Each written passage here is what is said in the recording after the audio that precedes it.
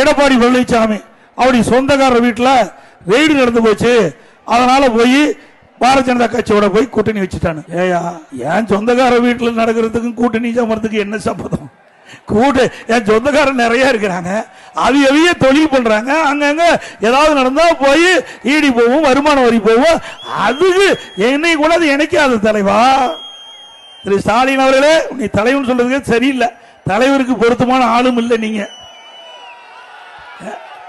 நீங்க பொருத்தமானவரா இருந்தா அனைத்து இந்திய அண்ணா திராவிட முன்னேற்ற கழக ஆட்சியில ஏதாவது குறைபாடுகள் இருந்தா அதை சொல்லு, அதுக்கு பதில் சொல்றேன்.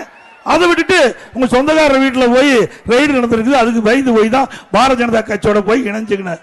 திரு ஸ்டாலின் அவர்களே, அனைத்து இந்திய அண்ணா திராவிட முன்னேற்ற கழகத்தை பொறுத்த வரைக்கும் மடியிலே கனமில்லை, வழியிலே பயம் இல்லை, எதற்கும் யாருக்கும் அஞ்சாத தொண்டை அண்ணா திமுக.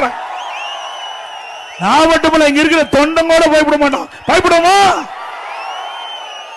திரு கருணாநிதியை நாங்க பார்த்துட்டோம். நீ எந்த மூலை?